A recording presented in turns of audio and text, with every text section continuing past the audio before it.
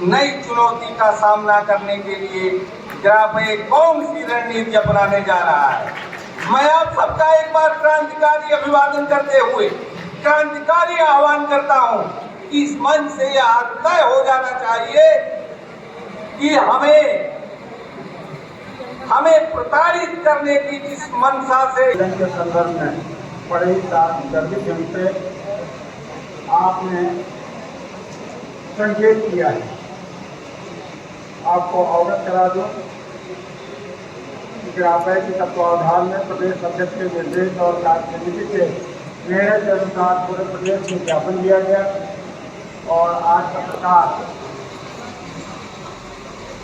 पूर्ण रूप से मुक्त तो नहीं हो पाए हैं, परंतु बहुत से संगीन धाराएं समाप्त कर दी गई। राम की 14 जय जयकार है, हम ग्रामीण पत्रकारों की यहाँ लगी दरबार है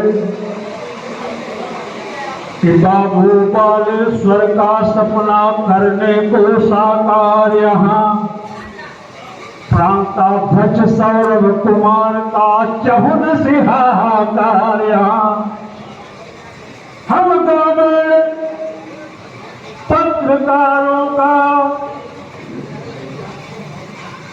सपना यहाँ दिखाई देता। तो हम ग्रामीण पत्रकारों की टीम यहाँ पर आई है। श्री कामता नाथ की कृपा हम सबको सुखदाई है।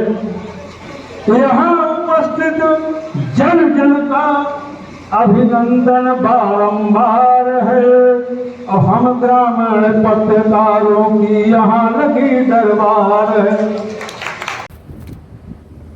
उत्तर प्रदेश ग्रामीण पत्रकार एसोसिएशन के 35वें प्रांतीय सम्मेलन का आयोजन चित्रकूट के रामायण मेला परिसर में हो रहा है और हमारे बीच में ग्रामीण पत्रकार एसोसिएशन के संरक्षक सदस्यों में से एक प्रयागराज के 12 क्षेत्र के वरिष्ठ पत्रकार श्री शोभनाथ कुशवाहा जी हैं। कुशवाहा जी क्या कहना चाहेंगे जिस तरह से पत्रकारों की समस्याओं के संदर्भ में ग्रामीण पत्रकार एसोसिएशन लगातार सक्रिय रहा है और देश में तमाम संगठन हैं और ग्रामीण पत्रकार सदस्यों की संख्या जितनी ज़्यादा है वो किसी की नहीं है।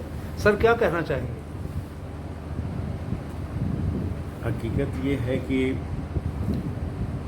माननीय बालेश्वर लाल जी ने जी जब ग्रामीण पत्रकारों की कहीं कोई सुनने वाला नहीं था जी उस समय बालेश्वर लाल जी ने हाँ 10 पैसे के पोस्ट कार्ड से क्या लोगों से संपर्क करके हाँ और इस संगठन को खड़ा किया। जी जब 10 पैसे का वो पोस्ट कार्ड लोगों में पहुंचता था जी तो लोगों में ये एक उत्साह बढ़ता था कि चलिए हमारा कोई संगठन बन रहा है और हमारा भी कोई हमारी बातें सुनने के लिए हम कहीं मजबूर कर सकते हैं। जी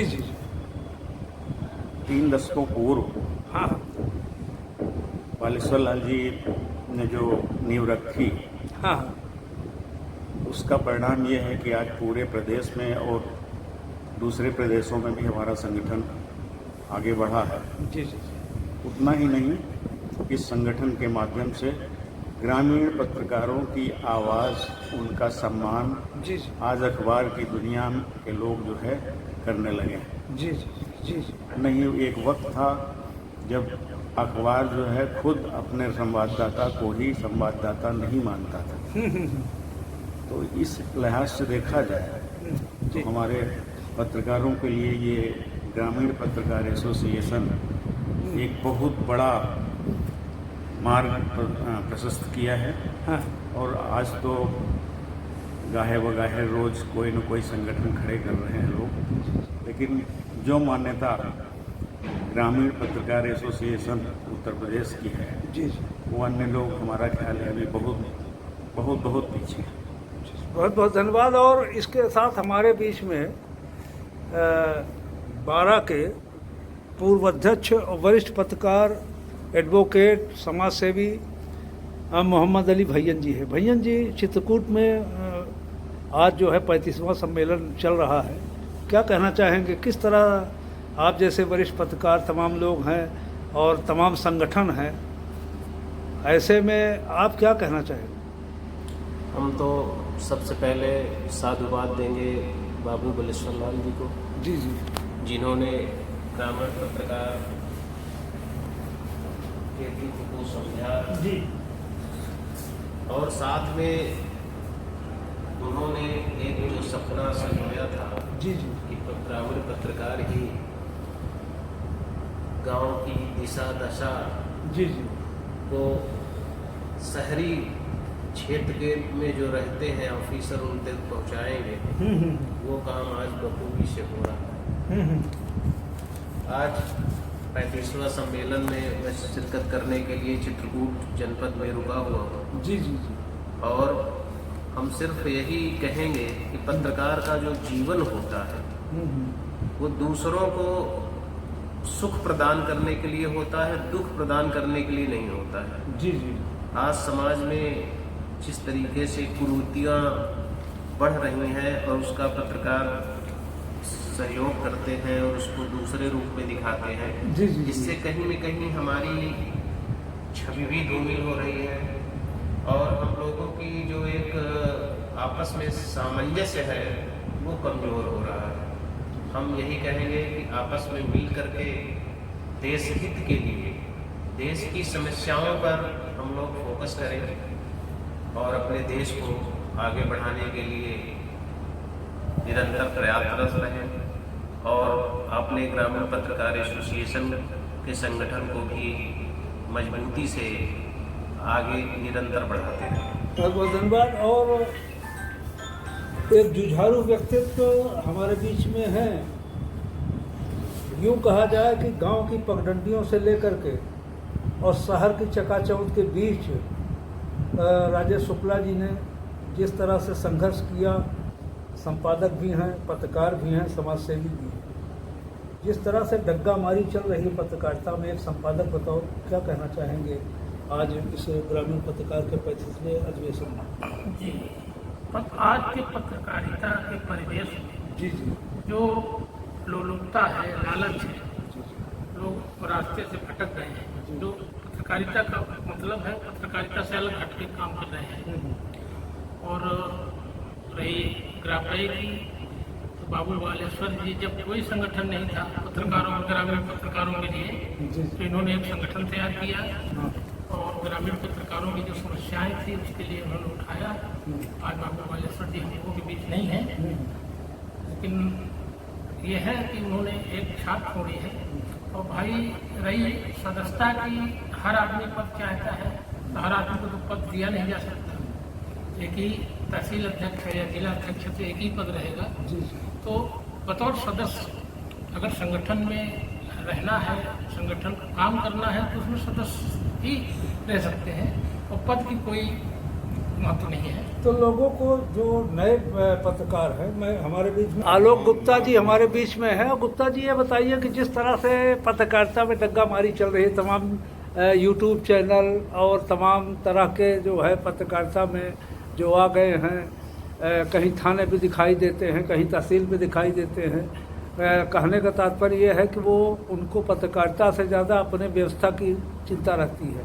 क्या संदेश देना चाहेंगे कि युवा पत्रकार हो, जुझारू पत्रकार आप हो और व्यवसायी समाज से जुड़े हैं, इसलिए मैं आपसे पूछना चाहूँगा कि ग्रामीण पत्रकार के 35वें अधिवेशन में चित्रकूट आप आए हैं, किस तरह की सोच लोगों में होनी चाहिए, जैसे आपका संगठन है, क्या कहना चाहेंगे सर? निश्चित रूप से आज के समय में पत्रकारिता का स्तर जो देख रहे हैं, हाँ। वो गिरता जा रहा है। जी जी ये एक बुरे सपने की तरह होना चाहिए, क्योंकि अगर गलत ये मैसेज टाइप के लोग आ जाएंगे, गलत पत्रकारिता के हिसाब से जुड़ जाएंगे, इसको जो है व्यावसायिक दृष्टिकोण अगर इसमें अपना लेंगे तो निश्चित रूप से पत्रकारिता का भला होने वाला नहीं है।